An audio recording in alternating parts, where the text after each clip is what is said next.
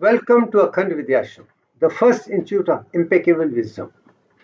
Moksha, the third stage of maturation. The 5 digits 0.34419 and Lord Shiva. Holy Gita, Veda, Upanishad, Puranik stories, सनातन धर्म की सारी खूबियां एक श्लोक में है। कर्मण्यवाधिकारे मा फलेषु कदाचन। यानी कि अपने धर्म का पालन करते रहिए, कभी भी अपने कर्म या एक्शन या सोच विचार या कर्मों का फलादाश बिना सोचे अगर कर्म को अपना धर्म समझकर अपना कर्तव्य करते हैं तो आप कुदरत के साथ जुड़ जाएंगे। बस इतना ही काफी है। मगर इस पिक्चर में जो 5 घोड़े हैं वो 5 सेंसेस दिखाते हैं और जो रथ है वो जीवात्मा है, ह्यूमन बॉडी है। जो ह्यूमन बॉडी के 100 ट्रिलियन सेल्स हैं वो रथ और घोड़ों और उनकी सबके साथ ही जुड़े हुए हैं। ये एक परंपरा है जो अपने आप में अलग है। उसके अंदर जो अंतरात्मा है, इनड्वेलिंग सोल है, इस पिक्चर में उसे अर्जुन के दृश्य से दिखाया गया है कि उनमें इतनी शक्ति है कि उनका पूरा जिस्म और आत्मा एक हो जाती है। जब दोनों एक हो जाते हैं तो वो लक्ष्य को प्राप्त कर सकते हैं। ये वो इंसान है जो जीवन में अलग सी जगह बनाता है जिसकी अपनी कोई भी तुलना ना की जा सके।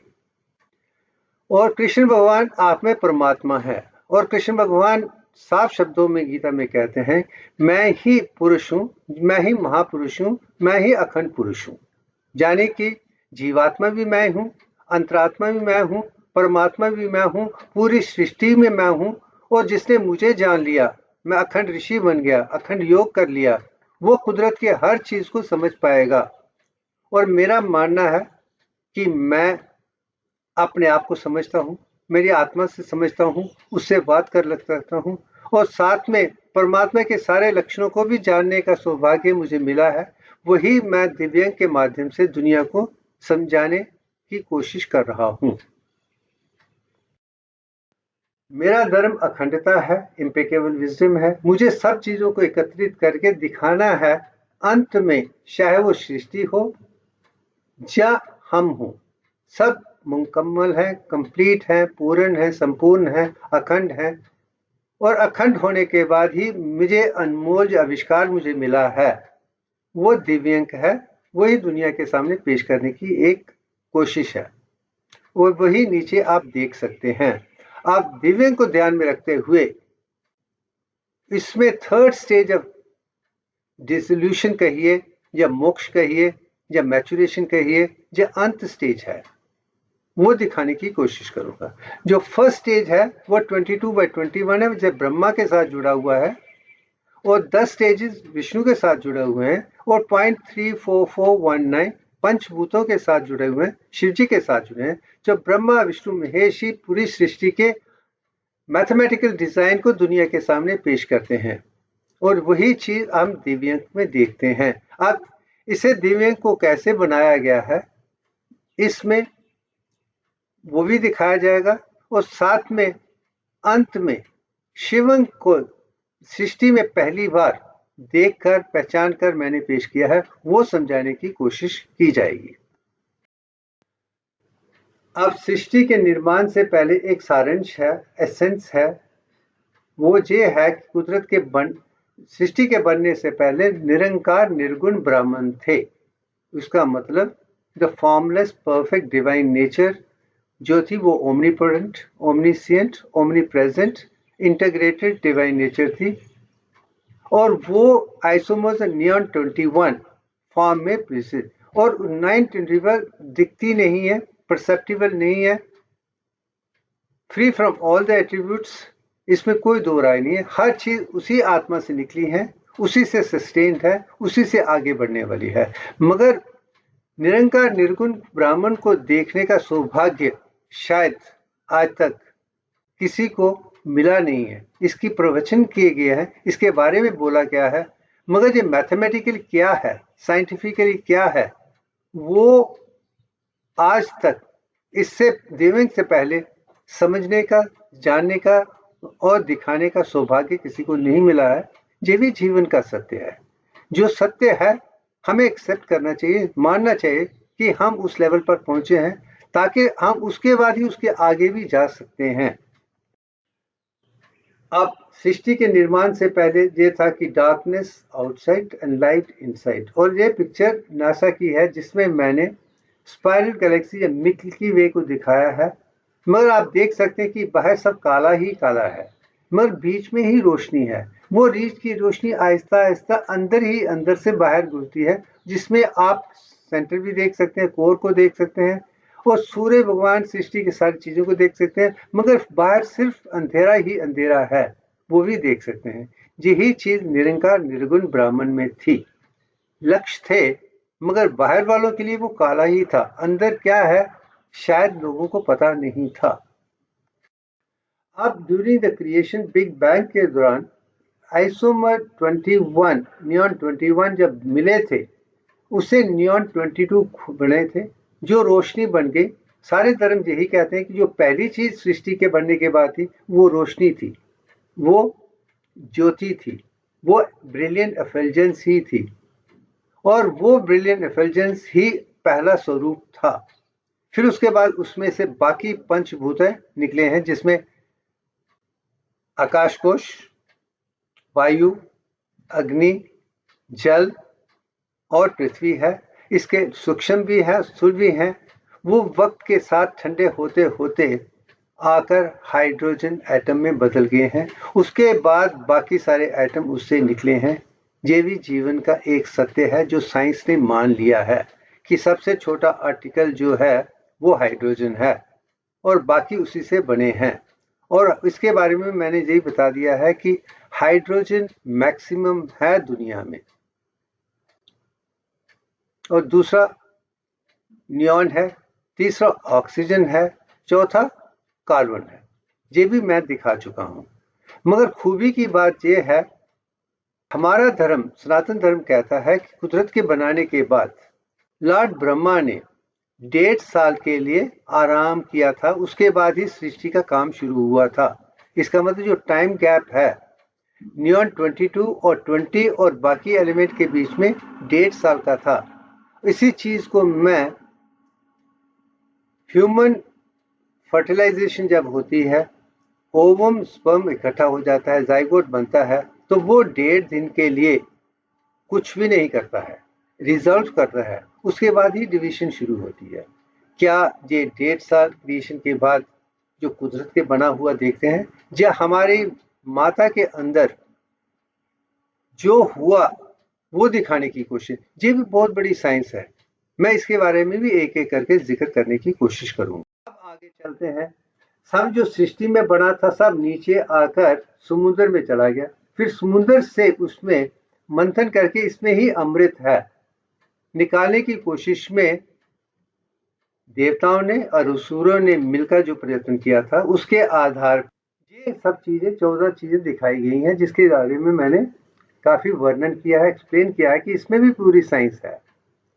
मगर इसके अलावा जितनी भी 33 करोड़ देवता हैं, जो भी एलिमेंट्स, एटम्स, मॉलिक्यूल्स हमारे अंदर हैं, वो सब वेदों में जो भी है वो समुद्र या सागर मंथन या प्राइमरी इक्वेशन से ही बाहर आए हैं।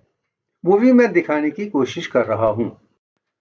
अब ये सब ज्ञान भारत के ब्राह्मणों ने डिवाइन मैथमेटिक्स को सीखा था, जाना था, पहचाना था। उसी का वर्णन उन्होंने वेदों में भी किया है, उपनिषद में भी किया है, और दूसरे स्क्रिप्चर में भी डायरेक्टली या इनडायरेक्टली इसका वर्णन देख सकते हैं। और खास करके 2 चीजें मुझे बड़ी अच्छी लगती हैं कि 22/1 जो है 21 वो ब्रह्मा के साथ जुड़े हुए हैं और विष्णु के साथ 10 अवतार हैं। ये 2 चीज मैथमेटिकली बहुत ही पॉपुलर है, वो भी मैं पिछले दिखा चुका हूं। मगर ये ज्ञान ज़ोरास्ट्रियन ने ब्राह्मणों से सीखा था, उन्होंने जाके अरब को सिखाया, अरब ने उनको एल्गोरिथम, ज्योमेट्री एक्सेट्रा में बदल दिया, उन्होंने जाके वेस्ट को दिया था, वेस्ट ने मैन मेड फॉर्मेट्स में बदलकर पेटेंट किया था, और जो भी हम आज सीख रहे हैं वो मैन मेड मैथमेटिक्स है, डिवाइन मैथमेटिक्स नहीं है। शायद जो वेदों उपनिषद का मैथमेटिक्स दिया गया था, शायद वो समझ नहीं पाए थे, मगर कंसेप्ट को उन्होंने एक्सेप्ट कर लिए थे, यही जीवन का सत्य है। फिर उसको अपने दिमाग से कैसे बदला जा सकता है, ये प्रयत्न वेस्ट का रहा है। आज हम उसी को फॉलो कर रहे हैं और मेरा मानना है वो अधूरा है, वो डिवाइन नहीं है। और मुझे डिवाइन जानना है, पहचानना है और दुनिया के सामने पेश करना है, ताकि हम सारी किताबें स्कूल, कॉलेज, यूनिवर्सिटी से पूरी दुनिया में एक जैसी हों, ताकि सब इंसान एक जैसे सीख सके, सब ब्राह्मण बन जाए, फिर भी दुनिया में कल्याण हो सकता है। वही चीज हितोपदेश में विद्या ददाति विनयम विन्यात याति पात्रताम पात्रताम च धनम धर्म सुखम। अगर दुनिया में सुख चाहिए, हमें विद्या चाहिए, अखंड विद्या चाहिए। यही प्रयत्न मेरा है। अब देख लीजिए कि ये चलने के बाद फिर हमें जब भी कोई तकलीफ होती है, हम सीधा ऊपर की तरफ देखते हैं, क्योंकि मुझे पता है कि ऊपर सत्य है, जो जमीन पे है वो बिछड़ा हुआ है, उसमें कोर नहीं है। अगर हमको कोर देखनी है तो ऊपर देखनी है, जैसे आप यूनिवर्स देख रहे हैं, स्पाइरल गैलेक्सी देख रही हैं, उसकी शक्ल आप देख लीजिए, उसमें मैथमेटिक्स है। उसी को आप शंख में भी देखते हैं, ये चीज भी हमारी जानी पहचानी है। शंख भी एक ही समुद्र सागर मंथन से निकला हुआ था, मगर उसके पीछे यही मैथमेटिकल डिटेल्स की लेंथ एंड ब्रेथ जो है, उसे गोल्डन कशिये या दिव्यांक रेशा, ये मैं दिखा चुका हूं। अब इसमें से फिर सीखने के लिए जब लगा कि यही शक्ल है, मगर इसके पीछे क्या मैथमेटिक्स है, जो पहले सवाल उठे थे वो दे थे, इसमें फाइबोनाची सीक्वेंस है और गोल्डन रेशो है। ये चीज भी हमारे ब्राह्मणों ने खुद दुनिया को दी थी। जो फाइबोनाची सीक्वेंस इंडियन सीरीज है, जिसमें 0 1 1 2 3 5 8 13 21 34 55 59 144, ये जो सीक्वेंस है इसमें एक पैटर्न है। इस पैटर्न में जो चीज उभर के आती है वही गोल्डन रेशो है, मगर वो 10 के बीच में और 11 के बीच में आती है, वो 1.618 पर आ जाती है। मगर उसके जब छोड़ दें तो इसमें जो गोल्डन रेशो उभर के आई है 1.6180 तक है। फिर हम जब गोल्डन रेशो की तरफ जाते हैं तो उन्होंने देखा कि उसमें जो सीक्वेंस है 1.8 में, फिर हम इंसान हैं, देखने की कोशिश करते हैं, तो वेस्ट के मैथमेटिशियन ने इसे फार्मूले में बदलने की कोशिश की थी। उसे फाई कहा था। उसका फार्मूला था कि 1 प्लस स्क्वायर रूट ऑफ 5 अगर 2 बार डिवाइड करें तो उसका नंबर 1.6180339887498895। ये जो infinite irrational number of digit हैं वो नेवर एंडिंग है, और वो मैथमेटिशियन और भी नए नए नंबर देकर दुनिया को दिखाना चाहते हैं। और मेरा मानना है ये कंफ्यूजन है। 1.618 भी बहुत सिंपल है, वो साइंटिफिक नहीं हो सकता। ये इतना लंबा है, इसे इस्तेमाल नहीं किया जा सकता है, इसका उपयोग नहीं किया जा सकता है, इसमें सो सद्भावना नहीं उभर के आती है। ये भी जीवन का एक सत्य है। अब ये चीजें देखिए, जो फाइबोनाची सीक्वेंस से उभर के आया है 1.61 है, या 1. ये जो गोल्डन रेशो का नंबर है, ये कौन सा नंबर ठीक है, ये आज तक वेस्ट ने या हमारे मैथमेटिशियन ने, आज तो मैं वेस्ट नहीं कहूंगा, कि जिसमें सब दुनिया के सारे साइंटिस्ट, सारे मैथमेटिशियन, सारे फिजिक्स केमिस्ट्री का योगदान है। अब ये पूरी दुनिया की साइंस हो चुकी है और पूरी दुनिया ने इस बारे में कभी सोचा नहीं, एक्सेप्ट कर लिया है। मगर उसके जो भी प्रयत्न साइंस के रहे हैं वो एक रिसर्च के लिए अच्छे हैं। पुराने ने क्या किया, उससे बेटर क्या कर सकते हैं, और वो भी मैं चेंज देख रहा हूं। फॉर एग्जाम्पल नर्नेस्ट इक्वेशन में जो सीक्वेंस इस्तेमाल किया गया था वो -61 का था, और मुझे पता है कि उसे -61 पे -1.5 तक लेके आगे हैं। क्या उसके आगे भी कुछ है? शायद वो अभी उन्होंने, साइंस वालों ने नहीं ढूंढा है, जाने पहचाना है। वो परसेप्शन मैथमेटिकल डिजाइन के आधार पे है, सत्य पे नहीं है। वहां पे भी एक सवाल लग जाता है। वो अपने मन से सोचने की कोशिश, मगर कोशिश तो कर रहे हैं कि हमें इंप्रूव होना है, मगर जो इंप्रूव होना है उसकी प्रयत्न हमारा। आप इसी चीज को सिंपल तरीके से बनाने के लिए मैंने पहली थिंग को दिव्यांग रेक्टेंगल में बदला था 100/100, उसके बाद 100, और उसके आधार पर मैंने देखा इसका करेक्ट जो नंबर है 1.618034 होना चाहिए। ये सिंपल मैथमेटिकल डिजाइन जो डिवाइन अर्थमेटिक के आधार पे मैंने बनाया, मैंने समझाया है। अगर इसे आप देखें तो समझ लेंगे कि जो एक्चुअल नंबर है 1.618034 ही होना चाहिए। और ये मैथमेटिकल इजी जो कोई भी कर सकता था, मगर किसी ने इंडियन मैथमेटिक्स जो सिंबॉलिक लैंग्वेज है, ग्राफिक प्रेजेंटेशन है, मूर्तियों की जो शक्ल में दिखाया जाता है, शायद वो जानने की कोशिश नहीं की। सबको लगता था जी सब अधूरे हैं, गलत है। मगर सबसे बड़ा ज्ञान भारत की मूर्तियों में ही है, भारत के ज्ञान में ही है। हर मूर्ति अपने आप में मैथमेटिकली डिजाइंड है, परफेक्ट है, इसमें कोई दो राय नहीं है। वो भी समझाने की मेरी कोशिश है। अगर हम आगे बढ़ते हैं, अगर 100 से शुरू करते हैं और उसे फाइवनेसी सीक्वेंस की तरह देखेंगे तो 10 के बाद हम 0 पे आ जा 1 से कम आ जाता है। ये चीज भी मैंने दिखा दी है, इसमें वही चीज मैं दोबारा प्रेजेंट कर रहा हूं। यही भी एक सीक्वेंस है जो अपने आप में महान है। इसे मैं इनवर्स दिव्यांग सीक्वेंस कहता हूं, और ये भी कहता हूं ये इंफिनिटी के साथ जुड़ा हुआ है, जिसको मैं अगले में पेश करना चाहूंगा।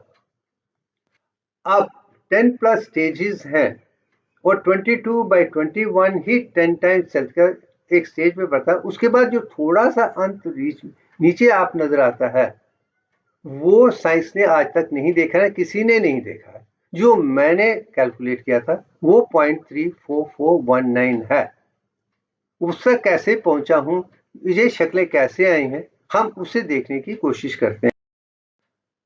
पहले मैं ये दिखाना चाहता हूँ फर्स्ट स्टेज एक्रेशन जो ब्रह्मा के साथ जुड़ा हो, जो हर सेल अपने आप में 3 हिस्से का है, सेल मेम्ब्रेन, साइटोप्लाज्म, न्यूक्लियस। जब उसे हम इलेक्ट्रॉन अंडर माइक्रोस्कोप देखते हैं उसके 21 पार्ट हैं, ये भी साइंस ने देखा हुआ है। और उसमें एक ऐसा हिस्सा है जो डबल होकर 22 बनता है जब फर्स्ट स्टेज क्रिएशन होती है। इसलिए 22/21 जो है वही जीवन का सत्य है। ये भी पिक्चर में मैंने दिखा दिया है। आगे चलते हैं तो उनकी जो 10 स्टेजेस ऑफ डेवलपमेंट है, अगर हम वर्टिब्रेट्स को देख लें जो हम हैं, हमारे जो उत्पादन है वो फिश के साथ जुड़ा हुआ, वो फर्स्ट लाइन ऑफ वर्टिब्रेट है। वो पानी में ही रहती हैं और पानी में ही रह सकती हैं, बाहर के बाहर नहीं आ सकती हैं। उसकी खूबी से शुरू कर फिर एम्फीबियन में कूर्मा अवतार आया था जो पानी में भी रह सकता है और बाहर भी रह सकता है। उसे वरा अवतार है जो जमीन पर रहता है, उसने भूमि पर दिखाया है। फिर नरसिम्हा अवतार है, फिर वामन अवतार है जो अपने आप में एक ब्राह्मण है, ड्वार्फ है, मगर पिट्यूटरी की डेवलपमेंट दिखा रहे हैं। फिर परशुराम है जो लिम्बिक सिस्टम को रिप्रेजेंट करते हैं, और राम जो है परफेक्ट ह्यूमन बीइंग है, वो कॉर्टिकल इंटेलिजेंस को दिखाते हैं कि उसके आधार पर वो संपूर्ण इंसान बन के हर चीज को देखते हैं। मगर उसके बाद बलराम को, बुद्धा की वजह मैं बलराम को दिखा रहा, वो नॉन अलाइंड है, वो पहुंचे हुए हैं, संपूर्ण है, मगर वो हिस्सा नहीं लेते हैं, वो एलोकार्टिक्स को बताने की कोशिश करें। मगर नौवें लेवल पे मैंने कृष्ण अवतार को देखा है, वो राइटियस डिवाइन नेचर है, उन्हें नियोकॉर्टिकल सुपर ब्रेन को जाना है, पहचाना है। इसलिए वही चीज वो महाभारत के टाइम पे अपने जीवन में और होली गीता के माध्यम से, भगवत गीता के माध्यम से दुनिया को वो ज्ञान दिए हैं जो अपने आप में संपूर्ण है, इसमें कोई दो राय नहीं। वही मैं समझाने की कोशिश कर रहा हूँ। जो कल की अवतार है वो फ्यूचर में आगे हम कहाँ बढ़ने वाले हैं उस पर छोड़ देते हैं। एनीवे, मगर अब तो ब्रह्मा जी के बारे में और विष्णु जी के बारे में ये जानना तो आसान था, क्योंकि इसके बारे में मैथमेटिकली भारत में काफी लिखा चुका है। अब ये 10 स्टेजेस ऑफ ब्लड ब्रेथ में आप देख सकते हैं, उसमें भी मैथमेटिकल वही डिजाइन है जो मैंने दिखाया, मगर उसमें 22/21 टू पावर ऑफ 10 तक ही है, उसके आगे नहीं है। मगर अब आप असली विषय पे आ जाते हैं, जिसे हम शिव अंक या मोक्ष या फाइनल स्टेज या थर्ड स्टेज मैचुरेशन की बात करते हैं। आप इसका वर्णन आप देख सकते हैं कि गायत्री पिक्चर में है, जिसमें जो फूल है, लोटस है, वो ब्रह्मा है, और जो शक्ति का स्वरूप है, जो 10 हाथ है, वो विष्णु जी के 10 हाथ हैं, और जो 5 सर हैं वो पंचभूता हैं, वो लॉर्ड शिवा को रिप्रेजेंट करते हैं। और पीछे सूरज है, वो भी अपने आप में एक मिसाल है, इसके विषय में मैं दिखा चुका हूं। मगर अब सवाल ये पैदा होता है, ये शिव जी के जो 5 सर हैं, पंचभूतास हैं और 10 हाथ हैं, एक ही है, उसी चीज को दिखा रहे हैं।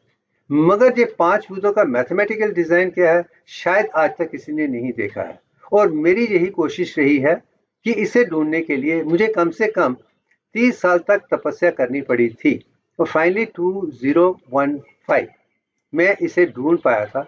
और वो कैसे, हमारे प्रोफेसर के साथ बैठकर IBM के SPS वर्जन 22 में बैठकर मैंने 1.61803 नंबर को 22/21 to the power of 10 plus कौन से डिजिट हैं वो ढूंढने की कोशिश की थी। वो 2 दिन की मेहनत के बाद वो नंबर जो उभर के आया था 0.34419 आ जाता है। और इत्तेफाक की बात है 3 + 4 + 4 + 1 + 9 इक्वल टू 21 है। हम बाद में फिर वो 21 पे ही आ जाते हैं। क्या ये डिसॉल्विंग नंबर इस फर्स्ट रीजनरेटिंग वैल्यू ऑफ 21 पे आ जाता है? क्या ये इत्तेफाक है? यही जीवन का सत्य है। कुदरत ने ऐसे ही बनाया था। तो कुदरत का जो डिवाइन डिजाइन है उसे मैंने दिव्यांग कहा था, डिवाइन कांस्टेंट है। इससे ही सृष्टि की सारी चीजें बनी हैं। मुझे खुशी है कि मैं उसे समझकर दुनिया के सामने प्रूफ के साथ दिखा रहा हूं कि आज यही जीवन है। जिसने ये समझ लिया, इसके आधार पर पूरी साइंस का दोबारा जो हम रिसर्च करना शुरू करेंगे इस नंबर को आधार पे, तो हमें परफेक्ट वैल्यू हर चीज की नजर है। अब जो भी साइंस की कोशिश ट्रायल एंड एरर से हो रही है वो संपूर्ण बन जाएगी। हम वैदिक उपनिषदिक लेवल तक चले जाएंगे, फिर हम उन विचारधाराओं को आसानी से समझकर दुनिया में कल्याण ला सकते हैं, सबका कल्याण करते हैं, सबको ब्राह्मण बना सकते हैं, सबको इंटेलिजेंट बना सकते हैं और सारे का ज्ञान संपुष्ट बना सकते हैं। यही हमारी कोशिश है। वही दिव्यांग है, उसकी भी दिव्यांग रेशो भी अपने आप में संपूर्ण है, जो मैं अगले में ज्यादा डिटेल में बता दूंगा। और अंत में वही चीज है, अगर हम वो कर सकें तो हम अपने जीवन में सुख बन सकते हैं। ये भी मेरी एक कोशिश है। अब अंत में यही है, इसके बारे में जिक्र नहीं करेंगे, मैंने जो बताया और आज के लिए इतना ही काफी है। तो थैंक यू वेरी मच, बहुत बहुत धन्यवाद। आगे चलते हैं। Thank you very